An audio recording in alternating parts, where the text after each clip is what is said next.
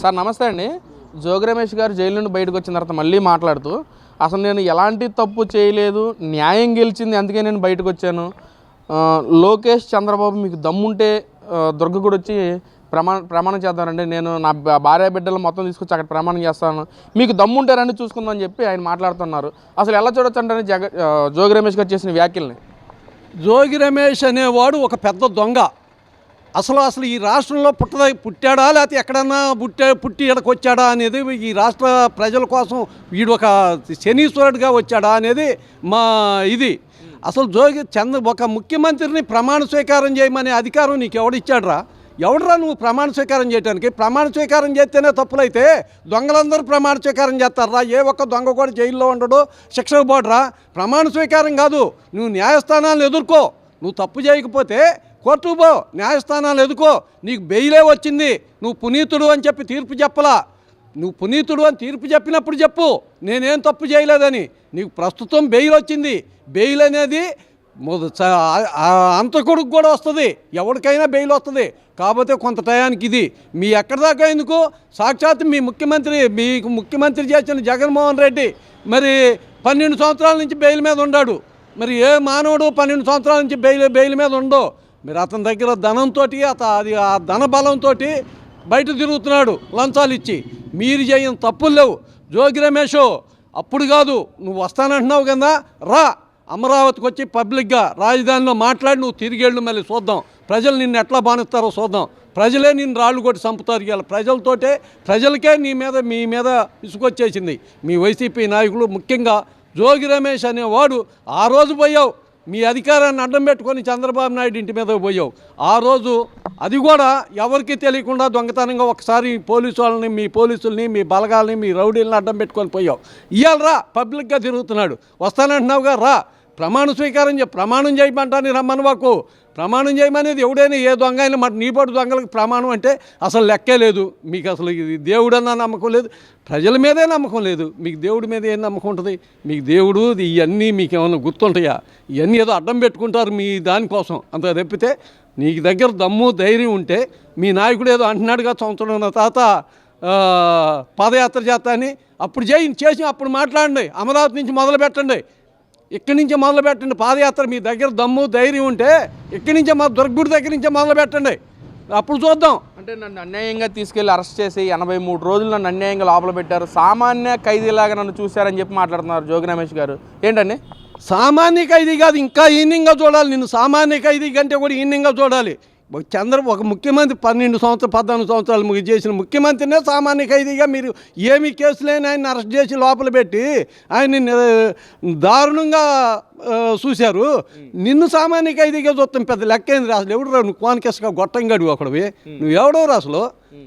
అసలు నీకేం చరిత్ర ఉంది? ఎవడో నువ్వు? నిన్ను జైల్లో పెడతాం, పెద్ద సామాన్య ఖైదీగా చూస్తాం. ఏంటిరా నువ్వు? ఊరికి నీ ఇంటికాడు ఉండి మొరగటం కాదురా, రా పబ్లిక్లోకి వచ్చి మొరుగు, పబ్లిక్లో తిరుగు, అప్పుడు తెలిసిద్దిరా నువ్వు నీ వ్యవహారం. సామాన్య ఖైదీగా చూసారా? సామాన్య ఖైదీగా కదరా, నేను కాళ్ళు చేతులు కట్టేసి నేల మీద పడి ఏడవాలరా నువ్వు మాట్లాడే మాటలకి. అంటే ఇంకా అదే విధంగా మాట్లాడుతూ అసలు లోకేష్ కానీ చంద్రబాబు కానీ అసలు మీరు ఎవరైనా నన్ను అరెస్ట్ చేయడానికి నేను ఎలాంటి తప్పు చేయలేదు, సరే చేశారు కాబట్టి ఇప్పుడు నుంచి నేను ప్రజల్లో ఉంటాను, ప్రజల మమేకమై తిరుగుతాను. అసలు ఇక్కడ పక్కన రైతులు కానీ ప్రజలు కానీ అందరూ బాధపడతాండి, మీరు వెళ్ళి దావోస్లోకి వెళ్ళి అటు ఇటు వెళ్ళి ఎంజాయ్ చేస్తున్నారు, చూసుకుందాం రండి, వారం రోజులు టైం ఇస్తానని చెప్పి కూడా ఒక సవాల్ చేస్తున్నారు జోగి రమేష్ గారు. అరే నీ దగ్గరికి ఎవడొస్తాడు రా? అసలు నువ్వెవడు రా? అసలు చంద్రబాబు నాయుడు లోకేష్కేం సంబంధం రా? నిన్ను అరెస్ట్ చేయటం వాళ్ళకేం సంబంధం రా? వాళ్ళ పరిపాలన వాళ్ళు చేసుకుంటున్నారు. నిన్ను అరెస్ట్ చేసింది చట్టము, పోలీసులు చట్టం రా అరెస్ట్ చేసింది. నువ్వేం తప్పు చేయకపోతే ఈ రాష్ట్రంలో అందరిని అరెస్ట్ చేయలేదే? మిగిలిన వైసీపీ వాళ్ళు అందరిని అరెస్ట్ చేయలేదే రా? నిన్ను ఒక్కనే ఎందుకు అరెస్ట్ చేశారు? తప్పు చేయకపోతే నువ్వు తప్పు చేశావు కాబట్టి అరెస్ట్ చేశారు. నీకేం భయం లేదంటున్నారుగా, ఆ భయం అనేది కూడా నీకు తెలిసిద్ది. చట్టం ముందు చూపిస్తుంది, ఆ భయం అనేది కూడా చూపిస్తుంది. నువ్వు భయం లేదని ఇవాళ విర్రవీగా మాట్లాడుతున్నావు. నువ్వు నిన్న మాట్లాడిన దానికి పోలీస్ శాఖ సుమోటాగా తీసుకొని నిన్ను లోపలేసి మక్కిలు ఎరగదన్నాలి. మరి ఎందుకు చూస్తా ఊరుకుందో కూడా అర్థం కావట్లా. నువ్వు విచ్చలవిడిగా మాట్లాడుతున్నావు. అదే మీ గవర్నమెంట్ ఉండగా ఇట్లా ఎవడన్నా మాట్లాడితే వాడిని చంపారు. ఎక్కడ దాకా మాస్క్ అడిగిన డాక్టర్ సుధాకర్ గారినే చంపారు, రోడ్డు మీద ఈడ్చి పిచ్చెక్కిందని ఈడ్చి చంపారు. అట్లాంటి వాడినే మహానుభావుడినే చంపిన వాళ్ళు మీరు మిమ్మల్ని ఏ రకంగా హింసించాలరా? ఇంత దుర్మార్గం చేసిన వాళ్ళని మిమ్మల్ని నడి ఎండలో బట్టలెప్పదీసి ఇసుకలో లాగి తన్ని చంపాలరా? మీరు అనుకుంటున్నారు నాకు భయం లేదంటున్నారుగా, ఆ భయం కూడా చూపిస్తారులే, భయం తెలిసిద్ది. 83 రోజులకి బయటకు వచ్చానని చెప్పి సంకలు కొట్టుకున్నావు. 83 రోజులు కాదు, 80 నెలలు ఉంటుంది, చూసుకో ముందు. అప్పుడు చెప్పు భయం లేదని. ఇప్పుడు భయం లేదన్న ఆయన ఇప్పుడు ఎంత భయపడుతున్నాడో చూడు, మీ వంశీని చూడు. భయం లేదని ఆయన మాట్లాడమని ఇలా ఆ భయం అనేది ఆయనకు పరిచయం అయింది. నీకు కూడా ఆ భయం పరిచయం చేస్తారు న్యాయశాఖ, వీళ్ళు చట్టం. నీకు ఆ భయాన్ని నీతో పాటు ఇంకా కొంతమంది ఉన్నారు, ఇంకా చూపించడానికి ఆ భయం చట్టం చూపిస్తుంది. అంటే ఎలా చూడొచ్చండి సార్ అసలు జోగి రమేష్ని వచ్చిన తర్వాత, అంటే జైలు నుంచి వచ్చిన తర్వాత ఎలా మాట్లాడటం, పక్కన వైసీపీ నాయకులు కూడా మాట్లాడతారు. అసలు రాష్ట్రంలో లా అండ్ ఆర్డర్ సక్రమంగా లేదు, పోలీసు వ్యవస్థ కూడా సక్రమంగా పనిచేయట్లేదు, చంద్రబాబు చెప్పిందే చేస్తా ఉంది. పక్కన లోకేష్ కూడా తన రెడ్ బుక్ రాజ్యాంగాన్ని అమలు చేస్తా ఉన్నాడు అని చెప్పి మాట్లాడుతున్నారు. ఏం చెప్తారు మరి? రెడ్ బుక్ రాజ్యాంగం లోకేష్ ఇవ్వాలి చెప్పలా, ఆ రోజే చెప్పాడు. రెడ్ బుక్ రాజ్యాంగం వల్ల రెడ్ బుక్లో మీరు అధికారులు కానీ మంత్రులు కానీ ఎమ్మెల్యేలు కానీ ఎవరైనా తప్పు చేస్తే ఎవరిని వదిలిపెట్టను అని మీరు పరిపాలించినప్పుడు మీ గవర్నమెంట్లో పాదయాత్రలో చెప్పాడు ఆయన. ఇవాళ ఆయన గవర్నమెంట్ అధికారం వచ్చిన తర్వాత రెడ్ బుక్ని తీసి రెడ్ బుక్ రాసుకోవాలా, ఆ రోజు రాసి మీ పేర్లు చెప్పాడు. మిమ్మల్ని మీరు ఈ తప్పులు చేస్తున్నారు, ఈ తప్పులకు మీకు శిక్షలు ఉంటాయి చట్ట ప్రకారం అని చెప్పాడు. ఆయన ఎవరు? లోకేష్ ఎవరు? లోకేష్ మిమ్మల్ని ఎట్లా శిక్షిస్తాడు? లోకేష్ చంద్రబాబు నాయుడు మిమ్మల్ని వాళ్ళ రౌడీలను పెట్టుకొని లోపలేసి హింసించట్లా, చట్టానికి పరిచయం చేయి. వీళ్ళు ఈ తప్పులు చేశారు అని చెప్పి ఆ కేసు పెట్టాడు. రెడ్ బుక్లో ఉందల్లా, రెడ్ బుక్ ఉంది, రెడ్ బుక్లో ఉందల్లా. తప్పు చేసిన నాయకుల మీద, తప్పు చేసిన ఆఫీసర్ల మీద, వాళ్ళ మీద కేసులు ఉన్నాయి, వాళ్ళ మీద రిపోర్ట్లు ఉన్నాయి, వాళ్ళు ఏమేం చేసింది వాటి మీద చర్య తీసుకుంటున్నారు. రెడ్ బుక్ని తప్పు పడతానికి రెడ్ బుక్ లేదు అని ఎవడు అబద్ధం చెప్పట్లేదే. రెడ్ బుక్ ఉంది, రెడ్ బుక్ రాజ్యాంగం కాదు. రెడ్ బుక్లో ఉండ మీరు చేసిన తప్పులకి రాజ్యాంగం మిమ్మల్ని శిక్షిస్తుంది. అది అంటే ఏంటి ఫైనల్గా వాళ్ళందరూ మాట్లాడుతూ అసలు ఈ ప్రభుత్వంలో వచ్చాక 19 నెలల కాలంలో రైతులు అసలు సంతోషంగా లేరు. ఈ 19 నెలల కాలంలో 112 మంది రైతులు ఆత్మహత్య చేసుకున్నారు. కానీ మా ప్రభుత్వ హయాంలో ఇలా ఎప్పుడు జరగలేదు, అసలు రైతులందరూ చాలా సంతోషంగా ఉన్నారని చెప్పి మాట్లాడుతున్నారు. సార్ ఒక రైతుగా ఏం చెప్తారు ఈ ప్రభుత్వం పట్ల? అయ్యా, నీ ప్రభుత్వంలో రైతులు పడ్డంత అంత ఇబ్బంది నాకు ఇప్పుడు దగ్గర 70 సంవత్సరాలు వయసు అవుతుంది. 70 సంవత్సరాల్లో మాకు ఏ గవర్నమెంట్ వలన రైతులకి ఇబ్బందులు పెద్దగా ఏముండవు. నీ గవర్నమెంట్ వచ్చిన తర్వాత రైతులకి అనేక రకాలుగా ఇబ్బందులు వచ్చినాయి.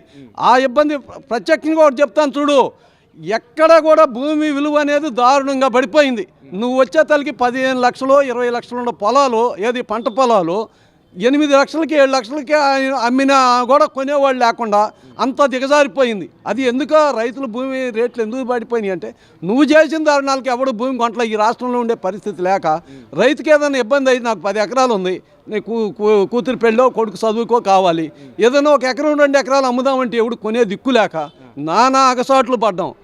ఇక పంటలో ఈ వాతావరణం అంటావా, నువ్వు కాదు ఎవడొచ్చినా వాతావరణ పరిస్థితి మీద రైతు బ్రతుకులు ఆధారపడతాయి. అది ఏ గవర్నమెంట్ వలన రైతులకి నష్టంగానే, రైతుకి లాభం గవర్నమెంట్ చేస్తుంది అంటే దానికి కొంచెం గిట్టుబాటు రేట్లు, మంచి ఎరువులు ఈ సప్లై చేస్తే ఏ గవర్నమెంట్ అయినా అది బాగుంటుంది. అవి కొంతవరకు కొన్ని గవర్నమెంట్లు చేస్తున్నారు. నువ్వు ఏది చేయలేకపోయావు, నువ్వు అసలు ఏమీ చేయలే. జగన్మోహన్ రెడ్డి గవర్నమెంట్లో రైతు అనే వాడికి ఏ రకంగా మేలు జరగల. చివరికి రాయలసీమకి నీళ్ళు ఎక్కల, రాయలసీమకి చుక్క నీళ్లు బానీలా. అది అందరినేవా కాలువకి నీళ్లు వదులుతానని చెప్పి ఆర్టిఫిషియల్ గేట్లు తీసుకెళ్ళి పెట్టి ట్యాంకర్లతో నీళ్లు పోసి అట్లా ఊరక ఫోటోలు దిగి నీళ్లు బారిచ్చి మళ్ళీ అమ్మంటే ఆ గేట్లు ఎత్తుకుపోయారు. మరి ఇంకా ఆయన పరిపాలన రైతులకి మేలు చేశానంటే ఇంకా ఎవడు ఒప్పుకుంటాడు? ఏదైనా తెలుగుదేశం గవర్నమెంట్ వచ్చిన తర్వాత ఇవాళ కాదు, 1983 నుంచి తెలుగుదేశం గవర్నమెంట్ వచ్చినాకే రాయలసీమ పూర్తిగా డెవలప్ అయింది. ఇది రాయలసీమలో ఎవరిని అడిగినా కూడా చెప్తారు, ఏ బిడ్డని అడిగినా కూడా చెప్తారు. ఆ వరకు 83కు ముందు రాయలసీమ కంటే కూడా అధ్వానంగా ఉంది. ఫ్యాక్షనిజం విపరీతంగా ఇది. తెలుగుదేశం గవర్నమెంట్ వచ్చిన తర్వాత ఫ్యాక్షనిజం పోయింది. ఫ్యాక్షనిజం పోయిందంటే వీళ్ళు ఏదో దౌర్జన్యాలు చేసి ఈ చేసి పాలేలా. ఆడందరికీ నీళ్లు, పంటలు, హార్టికల్చరు ఎవరు అభివృద్ధి చేశారు చెప్పమని జగన్మోహన్ రెడ్డిని. హార్టికల్చర్కి నువ్వు మీ నాయన ఏమైనా చేశారా? కేవలం టీడీపీ గవర్నమెంట్ వచ్చిన తర్వాతే తెలుగు కాలం కావచ్చు, ఏదైనా కావచ్చు, మొత్తం డెవలప్ చేసింది తెలుగుదేశం గవర్నమెంట్. రైతులకు చాలా మేలు చేసింది తెలుగుదేశం గవర్నమెంట్.